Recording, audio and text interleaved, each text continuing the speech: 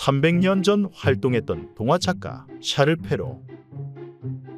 구전 동화들을 수집해서 책으로 펴냈다. 잠자는 숲속의 공주, 푸른 수염, 빨간 모자, 모두 내 손을 거친 것들이지요.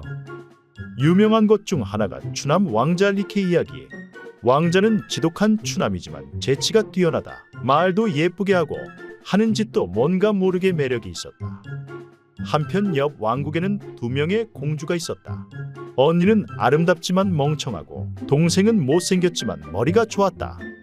처음에는 언니를 찾아온 사람도 15분 뒤에는 앞다투어 재치 있는 동생 공주와 대화하고 싶어 했다. 미녀 공주는 혼자 숲에 산책을 나간다. 사람들이 동생을 더 좋아해서 슬펐기 때문이다. 왕자가 나타났다. 왜 울고 있나요? 내가 너무 멍청하기 때문이에요. 왕자는 비밀을 알려준다. 내 비록 못생겼으나 내가 가장 사랑하는 사람을 총명하게 만들어주는 마법을 갖고 있습니다. 왕자는 1년 동안 시험해 보라고 자기 재치를 나누어 준다. 단 그 뒤에는 자기와 결혼해야 한다는 조건으로. 1년 뒤 추남 왕자가 결혼하러 미녀 공주를 찾아왔다. 공주가 고백한다. 솔직히 당신이 원하는 대로 할 순 없을 것 같아요. 당신의 능력을 모르시는군요. 당신이 사랑하는 사람의 육모를 미남으로 바꿀 수 있답니다. 아, 정말요? 두 사람은 현명한 미남 미녀 부부가 되어 행복하게 살았다. 이 이야기의 교훈은 사랑 앞에서 외모나 머리에 좋고 나쁨 같은 것은 전혀 장애물이 되지 못한다는 것이죠. 20세기 말 프랑스 파리. 너무나 못생긴 사내아이가 태어난다. 그 추악함에 부모가 절망에 빠질 정도이다. 그러나 이 아이 데오다는 천재였다. 월등한 지적 능력에 질린 동급생들은 그를 괴롭힐 생각도 하지 못한다. 같은 반 여자아이들은 이 독특한 괴물에 빠져 한 차례씩 사랑의 열병을 앓는다. 그러나 데오다는 이들이 오면 오고 가면 간다고 생각할 뿐 마음을 주거나 집착하지 않는다. 비슷한 시기에 파리에서 눈에 띄게 예쁜 여자아이가 태어난다. 이름은 트레미에르. 모든 아이가 트레미에르를 괴롭힌다. 첫째는 너무 예뻐서, 둘째는 세상에서 제일 멍청해 보여서. 사실은 멍청하지 않은데 그녀는 무엇에든 반응을 드러내기보다는 가만히 있는 쪽을 택하기 때문이다. 어려서부터 새를 좋아했던 데오다는 유명한 조류학자가 되었다. 트레미에르는 모델이 되었다. 그 직업은 수수께끼 같은 그녀의 표정과 잘 어울렸다. 어느 날 방송국에서 두 사람을 토크쇼에 같이 출연시킬 생각을 해냈다. 재미난 실험이잖아. 대기실에서 마주친 두 사람. 갑자기 두 사람 머릿속에서 어떤 생각이 떠오르는데 잔인한 유머의 대가 아멜리 노통부. 그녀가 들려주는 전혀 새로운 천생연분 사랑 이야기. 도서명 추남 미녀. 저자 아멜리 노통부. 출판사 열린 책들.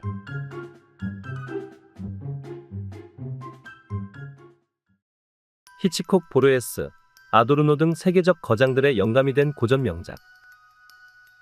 세기의 감독 엘프리드 히치콕, 프랑스와 트리포에게 고백하다. 내 첫 번째 영화라 불러도 좋을 하수긴의 일부 장면은 페루치의 소설 9시에서 9시 사이로부터 영향받았다네. 체코 프라하 출신으로 카프카와 동시대를 살았으며 같은 보험회사에 소속되어 있기도 한 페루츠는 사후의 이름을 알린 카프카와 달리 대중적 인기를 누렸다. 수많은 작가들이 천재라 일컬은 소설가 레우 페루츠. 생애 1882년에서 1957년. 역사, 환상, 추리, 범죄. 20세기 초 오스트리아, 헝가리 제국의 수도 빈을 배경으로 펼쳐지는 놀라운 이야기. 남루한 외투 속의 비밀을 감춘 가난뱅이 대학생 슈타니슬라우스 덴바의 숨 가쁜 12시간. 그는 절대 외투를 벗지 않는다. 식료품점, 공원, 집, 사무실, 거리, 카페, 도박판을 종횡무진하는 슈타니슬라우스 덴바가 단 한 번도 외투를 벗지 않는 까닭은? 사실을 털어놓을 수밖에 없군요. 전 팔이 없어요. 그러니 모자를 씌워주세요. 슬프지만 다른 사람의 도움에 의존할 수밖에 없어요. 그렇게요. 고마워요. 그러나 브레슈 부인은 목격했다. 외투에서 두 손가락의 끝부분이 나와 격분한 동작으로 땅에 돈을 내던지는 것을. 9시에서 9시 사이에 기상천외한 여정. 리볼버, 흉기, 지팡이, 모두를 겁에 질리게 한 수상한 사내의 진실은? 카프카적 질문을 던지는 크리스티식 소설. 자유를 빼앗긴 인간의 절망적인 탈주. 이 소설이 수십 년간 잊혔다는 것이 문학계의 수수께끼다. 언론사 타게스 슈피겔. 천재적인 서스펜스를 보여주는 작가다. 작가 테오도어 아도르노. 환상 소설의 거장 카프카와 에거사 크리스티 사이에서 태어난 사생아 같다. 작가 프리드리히 토어베르크. 환상 소설의 거장이 선보이는 천재적인 서스펜스. 도서명 9시에서 9시 사이. 저자 레오 페루츠. 출판사 열린 책들.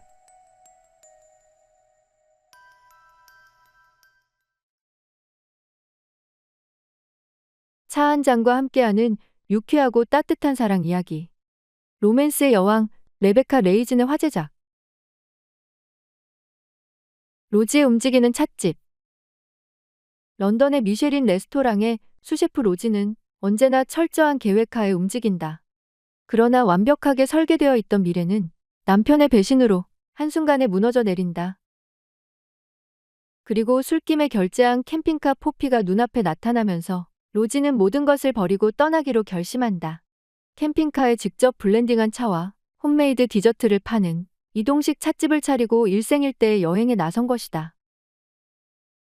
이 소설은 자동차 여행, 영국 각지의 자연과 페스티벌, 차와 디저트, 새로운 만남 등 여행의 모든 로망을 자극한다. 낯선 세상에서 평생 함께할 친구를 만나고 진정한 사랑을 싹 틔우는 로지의 여정이 차 향기처럼 향긋하게 느껴진다. 도서명 로지의 움직이는 찻집. 저자 레베카 레이즌. 출판사 황금시간.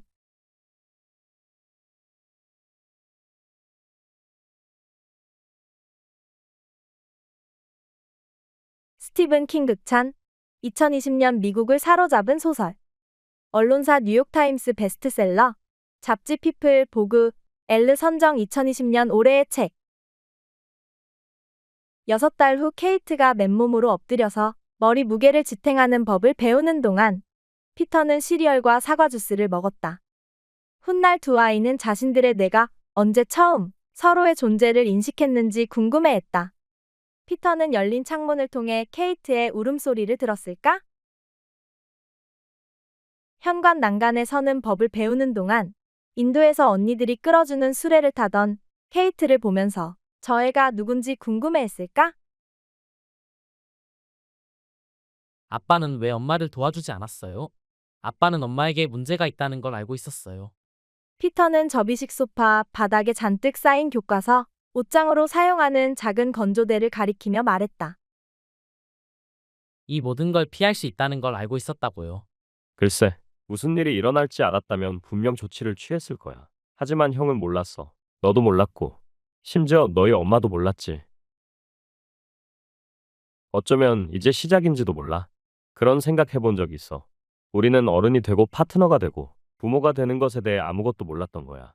정말 아무것도, 어쩌면 여전히 모를 수도 있어. 이런 걸 그때 알았더라도 당신이 승낙했을까? 지금은 다 알잖아. 그러니까 물어봐. 하지만 그는 적절한 말을 찾을 수 없었다. 내가 힌트를 줄게. 그녀가 그의 손을 꽉 잡았다. 그가 고개를 들어 눈을 맞추자 그녀는 이렇게 말했다. 그때도 지금도 내 대답은 예스야. 레나가 어깨를 더 세게 잡고 몸을 숙였다. 뒷덜미에 그녀의 따뜻한 얼굴이 느껴졌다. 우리는 다른 사람들보다 운이 좋았던 것 같아. 그는 그 따뜻함이 파도처럼 자신을 덮치도록 내버려 두었다. 어두컴컴한 물속에서 일어나 보니 가슴은 충만했고 몸은 피곤했고 하늘은 물속에서 봤을 때보다 더 파랬다. 도서명 다시 물어도 예스. 저자 메리 베스킨. 출판사 황금시간. 너무 떠나고 싶다. 휴가. 답답한 일상에서 벗어나 드디어 시작된 휴가. 근데 기분이 왜 이럴까? 내가 생각한 휴가는 이런 게 아니었는데. 낯선 휴가지에서 만난 예상치 못한 길동무. 빛이 가득한 순간을 향해 노릇노릇 구워지는 순간을 통해 온전히 내가 되는 순간. 지금 떠나보세요. 휴가. 볼로냐 올해의 일러스트레이터 2회 선정. BIB 황금패상, 남이 콩쿠르 은상 수상. 도서명 휴가. 저자 이영애. 출판사 모래알 히다리. 어차피 죽었을 텐데 꼭 찾아야 해? 살아있을지도 모르는 사람이 더 중요하잖아. 안타깝긴 하지만 이라는 말로 외면당하는 죽음이 얼마나 많을까. 2017년 8월 샌디에이고와 멕시코의 국경에는 미국으로 미립국을 시도하려다 실종된 사람들을 찾는 자원봉사자들이 모였다. 이들은 예리한 시력으로 먹이를 찾는 독수리처럼 유골의 잔해를 찾아낸다고 해서 사막의 독수리라고 불린다. 이날 사막의 독수리들은 꽤 많은 뼈를 찾았다. 갈비뼈, 어깨뼈, 빗장뼈, 척추뼈. 그 주변에서 중요한 단서가 될 만한 물건들이 눈에 띄었다. 고인이 입었던 옷으로 추정되는 짙은 색 바지와 축구와 지갑이 있는 게 아닌가. 지갑 안에는 신분증이 들어있었고 거기엔 필라델포 마르티네즈 고메즈라는 이름과 출생일이 적혀 있었다. 하지만 그 많은 뼈 중에서 어느 것이 고메즈의 뼈인지는 알 수 없었다. 보존 상태가 양호한 뼈에서 DNA를 추출하여 검사를 진행했다. 거기에 고메즈의 가족이 들려준 증언을 보태어 고메즈의 유골을 수습할 수 있었다. 샘플 넘버 1704-2145. 이것이 실종된 고메즈의 뼈에 붙여진 이름이었다. 국제적십자위원회의 보고에 따르면 실종자의 마지막 순간을 제대로 마주하는 것이 중요하다고 한다. 그래야만 유족들이 남은 생을 살아갈 수 있다는 것이다. 번호로 불리는 뼈에 이름을 되찾아주는 일. 뼈로 떠돌던 고인을 유족의 품으로 돌아갈 수 있게 돕는 일. 이것이 법의 인류학자가 애도와 존중을 표하는 방법이다. 시신 사진을 볼 때마다 답 없는 수수께끼를 푸는 느낌이다. 그 답답함을 어렴풋하게나마 풀어주는 흥미로운 책이다. 이수정 경기대학교 교수. 그것이 알고 싶다 자문. 법의인류학자가 마주한 죽음 너머의 진실. 뼈에 새겨진 기억을 읽고 이야기를 전하다. 도서명 뼈의 방. 저자 리은첸. 출판사 현대지성. 웃어야 하는 것만이 감정노동이 아니다. 3가지 감정노동. 기분 좋을 때 웃는 건 괜찮아요. 첫 번째, 긍정적 감정노동. 웃는 표정을 지어야 하는 서비스업만 감정노동직인 줄 알았습니다. 그러나 많은 연구에서 마음이 평온할 때는 긍정적 감정노동이 오히려 긍정적인 감정을 상승시켰다는 걸 알고 계시나요? 무표정은 힘들지. 두 번째, 무표정으로 의사 전달하는 중립적 감정노동은 어떨까요? 의료진이나 법조인처럼 전문직에서 많이 표현하는 중립적 감정노동은 감정적으로 힘들어지는 감정 소진을 상승시킨다는 연구 결과가 많았습니다. 화내는 건 더 힘들어. 세 번째, 분노를 표현하는 부정적 감정노동이 있다. 취객을 상대하는 경찰과 소방관은 그들의 행위를 막기 위해 여기서 이러시면 안 됩니다. 라며 언성을 높여야 합니다. 직업마다 그 직업만의 특성이 다양한 감정노동을 만듭니다. 내 직업은 어디에 해당하는지 한번 읽어볼까요? 도서명 모든 직업에서 감정노동이 발생한다. 저자 윤서영. 출판사 커리어북스. 단지 살인마 키워드가 실검을 장악한 이유.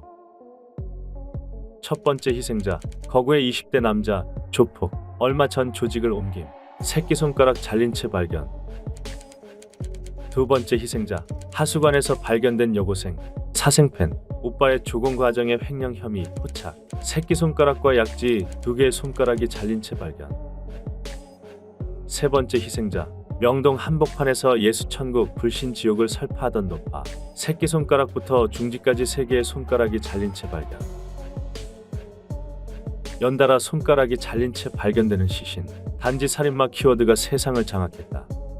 남들이 잘 보지 못하는 HTS 위에 보라색 패턴을 읽어내는 능력이 있는 주식 전업 투자자 장영민. 그에게 포착된 단서. 희생자들은 정확히 어떤 패턴에 따라 살해되고 있었다. 때마침 그의 오피스텔 우편함에 배달된 한 통의 편지.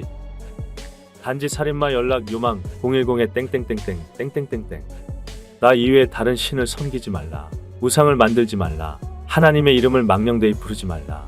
안식일을 거룩하게 지키라. 부모를 공경하라. 살인하지 말라. 간음하지 말라. 도둑질하지 말라. 거짓 증언하지 말라. 내 이웃의 재물을 탐내지 말라. 살인사건인가? 연쇄살인인가? 모방범죄인가? 단지 살인마라는 허명 뒤에 숨은 진짜 살인자들의 피해 카니발. 소설이 더 이상 현실을 따라가지 못하는 시대에 던지는 충격 메시지. 최재훈 신작. 도서명 단지 살인마. 저자 최재훈. 출판사 현대문학. 오늘은 이만큼만. 생의 모든 순간을 들떠있거나 상처받은 채 살아갈 순 없으니까. 지금 쓰는 게 재미없다면 스스로 재미를 느낄 만한 걸 써보지 그래요? 머릿속에 세계지도가 떠올랐다. 그래, 나는 언제나 중남미에 가보고 싶었다. 그곳은 미지의 세계였고 호기심의 대상이었으니까. 그럼 중남미 기행문은 어떨까요? 써봐야 알겠지만요.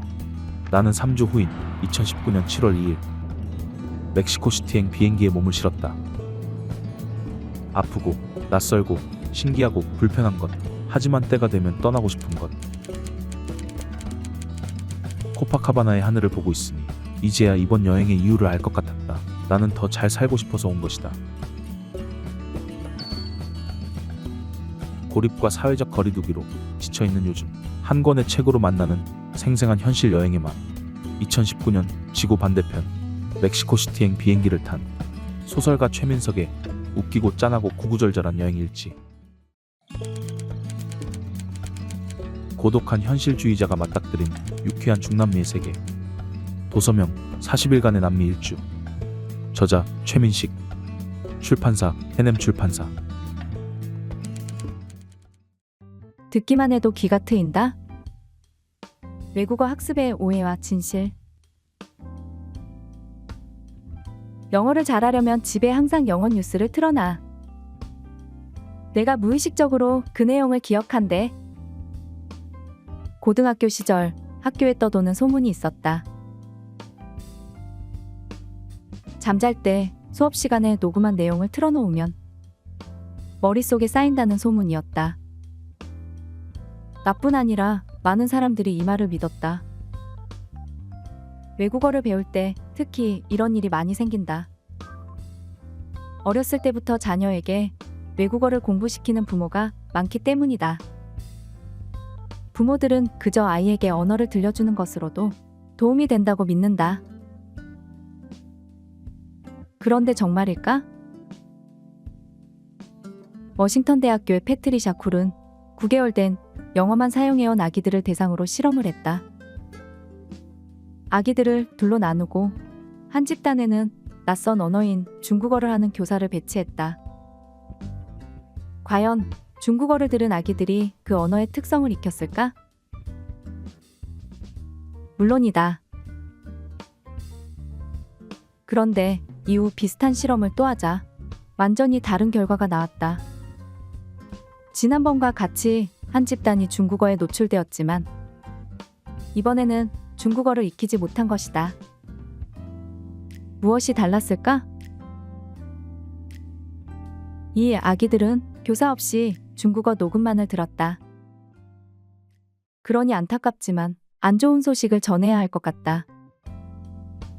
그저 언어를 수동적으로 듣기만 해서는 별 효과가 없다. 따라서 만일 자녀가 외국어를 배우길 바란다면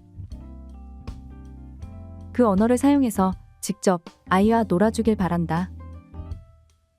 세상의 모든 부모와 선생님들이 반드시 읽어야 할 지침서. 정재승 뇌과학자 카이스트 교수. 뇌과학자 정재승 유튜버 겨울서점 추천도서.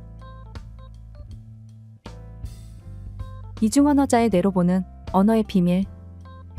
도서명 언어의 뇌과학. 저자 알베르트 코스타. 출판사 현대지성.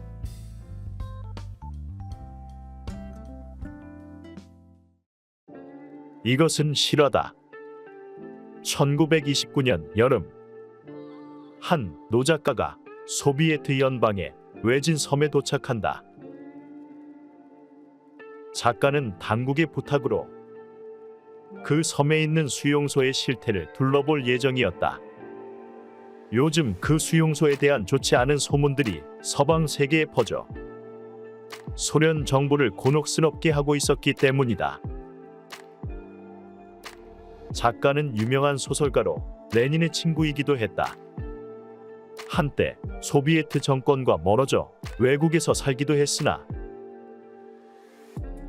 스탈린의 거듭된 요청으로 작년에 러시아에 돌아왔다. 편의상 그를 G라고 부르기로 하자. G가 할 일은 그의 눈으로 확인한 수용소의 진실을 쓰는 것이었다. 저명한 문호인 만큼 전 세계가 그의 말을 경청할 것이다. 앞으로 누구의 말이 맞네, 틀리네, 다툴 일도 없을 것이다. G는 수용소 간부들이 안내하는 곳들을 무관심하게 지나갔다. 작가가 온다는 소식은 모두가 알고 있었지만 감히 눈도 마주치는 사람이 없었다. 감방 앞을 지나가다가 그는 갑자기 걸음을 멈췄다. 죄수들이 앉아서 신문을 읽고 있었다. 그런데 다들 신문을 거꾸로 들고 있었던 것이다. 이건 모두 가짜입니다. 그게 뒤집힌 신문의 의미였다. G는 말없이 다가가 한 사람의 신문을 바로 잡아 주었다. 성공이다. 작가가 알아차린 거야. 그러고 들른 소년 수용소. 좋은 시설에 아이들이 자유롭게 노는 것 같다. 그때 14살짜리 소년이 G 앞에 나타났다. 지 선생님, 이건 모두 거짓이에요. 진실을 알고 싶으시다면 제가 모두 얘기해드릴게요. G는 고개를 끄덕이고 사람들을 모두 바깥으로 내보냈다. 아이의 말은 1시간 반 동안 계속되었다. G는 눈물을 흘리며 그곳을 나왔다. 앞에는 수용소장이 보낸 마차가 대기하고 있었다. 그리고 무슨 일이 일어났을까? 이 이야기는 수용소군도 3권에 실려 있다. 결말이 궁금한 독자는 찾아서 읽으면 된다. 그것을 읽으면 인간의 고상한 이상이라든가 정직, 양심, 인간의 그리고 문학 등등에 대한 모든 신뢰가 무너지는 경험을 하고 밤에 쉽게 잠들지 못하게 될지도 모른다. 우리는 그 소년의 이름도 모른다. 이 책을 읽고 나면 더 이상 이전과 같은 사람일 수가 없다. 무엇을 하든 전과 똑같은 태도로 할 수가 없다. 이 책은 독자의 영혼에 영원히 흔적을 남기는 바로 그런 책이다. 언론사 뉴욕타임스. 1970년 노벨문학상 수상작가의 대표작. 20세기 최고의 기록 문학. 실제로 역사를 움직인 책. 고통받은 모든 이들을 위한 기념비. 도서명 수용소군도. 저자 알렉산드르 솔제니친. 출판사 열린책들.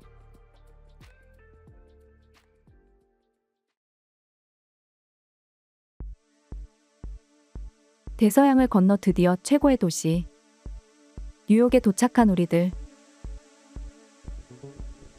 우리는 기대에 부풀었다. 녹음이 우거진 센트럴파크, 번화한 타임스 스퀘어, 그리고 자유의 여신상. 어라? 그런데 자유의 여신상이 좀 이상하네? 세상에, 자세히 보니 자유의 여신상 주변에 쥐가 득시글거린다.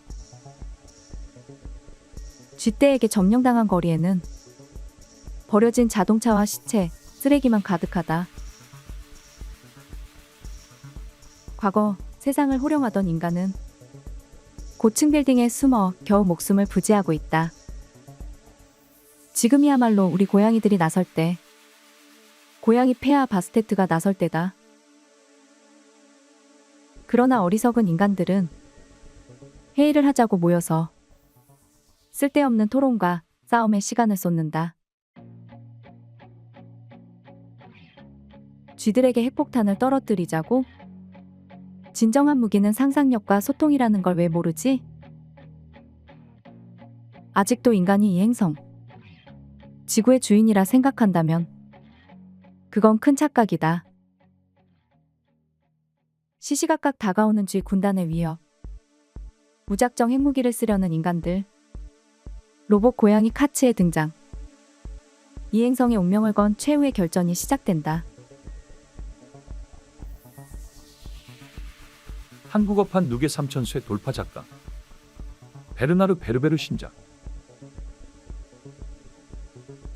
테러와 전쟁, 감염병 때문에 자멸하는 인류.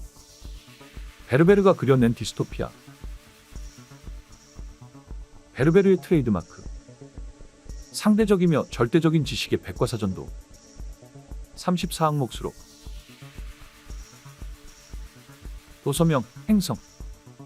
저자 베르나르 베르베르. 출판사 열린 책들. 아우름 22번째 이야기. 이혜인 수녀. 너 못생겼어. 저리 가. 별로야 너. 너 싫어. 수녀님, 수녀님. 지금 제 모습이 스스로도 마음에 들지 않아요. 수녀 시인 이혜인이 다음 세대에게 전하는 지혜. 내일을 밝히는 오늘의 고운말 연습. 날마다 말을 하고 사는 우리는 말 덕분에 많은 보람과 기쁨도 느끼지만 말 때문에 아파하고 슬퍼할 때도 많습니다. 행복하다고 말하는 동안은 나도 정말 행복해서 마음에 맑은 샘이 흐르고 아이 행복해. 행복해. 고맙다고 말하는 동안은 고마운 마음 새로이 솟아올라 내 마음도 더욱 순해지고 고마워. 나도 항상 고마워. 아름답다고 말하는 동안은 나도 잠시 아름다운 사람이 되어 마음 한 자락이 환해지고 넌 참 아름다워. 너도 아름다워. 좋은 말이 나를 키우는걸. 나는 말하면서 다시 알지. 도서명 고운마음 꽃이 되고 고운말은 빛이 되고. 저자 이혜인. 출판사 샘터. 아우름 시리즈는 샘터와 CJ 도너스 캠프가 공동 기획하였습니다.